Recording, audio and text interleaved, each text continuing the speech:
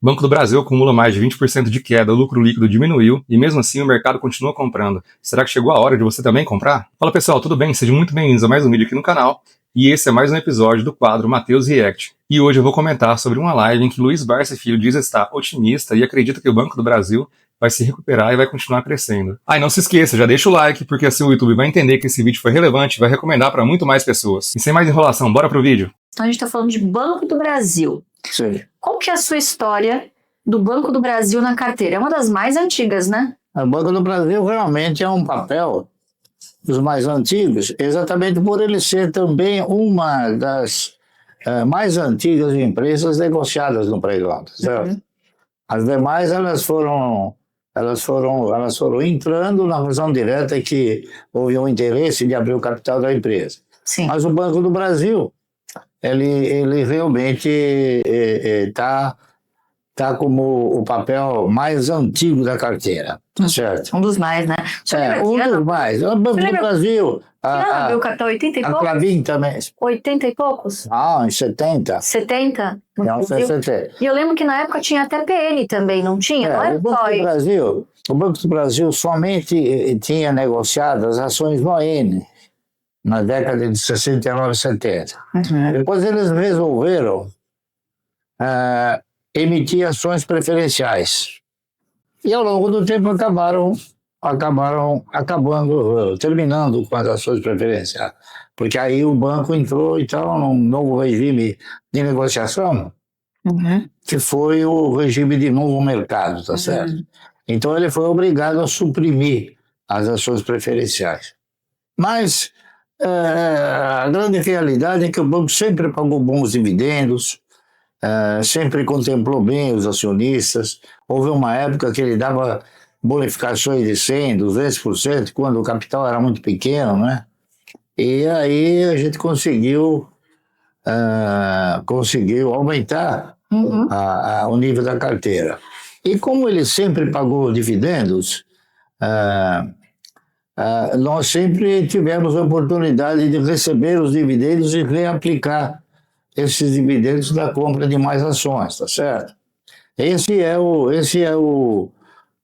objetivo principal, de você dimensionar a carteira na razão direta dos ganhos que você ofere, né? Então é a única forma que você tem de tornar a carteira mais dinâmica, tá certo? É isso aí. Então é o que eu tenho feito. Aliás, as pessoas perguntam às vezes se eu mudei. Eu falo, não mudei, eu continuo fazendo a mesma coisa, tá certo? Porque se foi bom no início, por que parar agora, não é isso?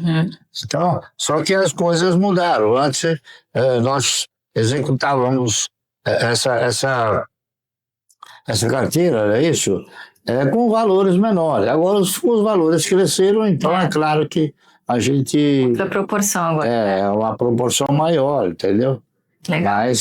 Mas não mudou nada. Eu continuo fazendo a mesma coisa que eu fiz quando comecei a carteira. Bom, depois de assistir esse trecho dessa live, a gente consegue observar que essa é a empresa mais antiga negociada na Bolsa Brasileira. A mesma ação que já foi comprada a centavos, hoje está entre as 5 maiores posições de uma das carteiras mais lendárias do Brasil. E mesmo depois das enchentes históricas do Rio Grande do Sul, e também de um 2025 cheio de ruído político, essa empresa ainda continua dando lucro e resultados consistentes. Essa é a história de como o Banco do Brasil se tornou a 5ª maior posição na carteira de longo prazo de Luiz Barsi Filho, o rei dos dividendos. O BB é, de longe, o papel mais antigo da carteira de Barsi. Ele começou a comprar ainda nos anos 70, quando a empresa negociava apenas ações ordinárias, e chegou a bonificar até 200% em ações gratuitas porque o capital era pequeno. Todo o dividendo e juros sobre capital próprio recebido desde aquela época foi imediatamente aplicado na compra de mais ações do Banco do Brasil. O método de investimento dele nunca mudou, que é basicamente receber os proventos e comprar ainda mais papéis do Banco do Brasil. O que acontece é que só a escala dos valores aumentou com o tempo. Luiz Barsi costuma dizer, eu não mudei nada do que eu fazia antes quando eu comecei. Apenas os números ficaram maiores. E se deu certo durante um século, por que ele vai mudar agora? Em 2025, o banco enfrentou um teste duro, que destruíram lavouras inteiras. E é exatamente justamente nessa região onde o BB é o maior financiador rural do país. As provisões explodiram, o lucro caiu e a ação apanhou e o mercado começou a duvidar da sua capacidade de continuar pagando dividendos gordos como ele fazia no passado, ainda mais com a eleição presidencial se aproximando em 2026. Mas Barsi permaneceu tranquilo, porque para ele tudo isso é passageiro. A terra volta a produzir, a próxima safra vai chegar e o banco tem um compromisso histórico com a Prev, que é o fundo de pensão dos próprios funcionários, um dos mais sólidos e mais antigos do Brasil. E quem acha que o Barsi não investe em agro, esquece que o Banco do Brasil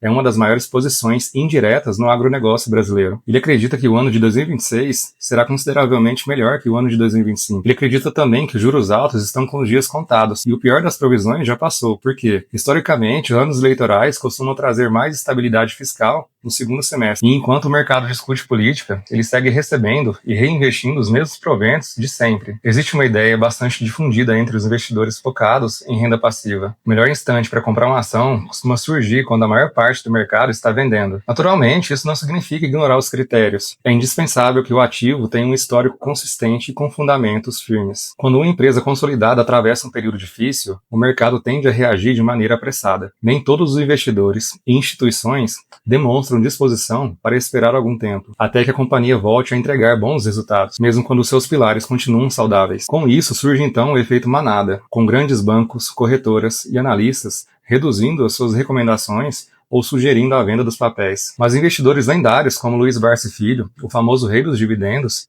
fizeram fortuna nadando contra a corrente, comprando exatamente as ações que o mercado desprezava e acumulando quantidades gigantescas a preço de liquidação. Essa tática, porém, exige paciência, pois quase ninguém consegue cravar a data exata de virada. O agronegócio continua sendo o grande problema do Banco do Brasil. O mercado espera que o balanço do quarto trimestre ainda mostre números fracos, e o banco ainda sofre com a Resolução 4966, que obriga a construção de provisões maiores contra calote. Outro fator de impacto é a inadimplência rural elevada e a suspensão do guidance do lucro, custo de crédito e a sua margem financeira. Junto a isso, ainda tem a Selic, que está estacionada a 15% ao ano. Não demorou muito para várias instituições retirarem ou reduzirem as recomendações de compra. Até gestoras relevantes entraram na dança. A Legacy Capital, que administra cerca de 20 bilhões de reais, declarou abertamente que está posicionada para a queda do papel, alegando que o modelo atual de crédito rural, com a garantia no penhor da safra, pode manter os resultados, pressionados por tempo indeterminado. Isso representa um risco real de corte de até 50% dos proventos. Então, desde a divulgação do resultado do primeiro trimestre de 2025,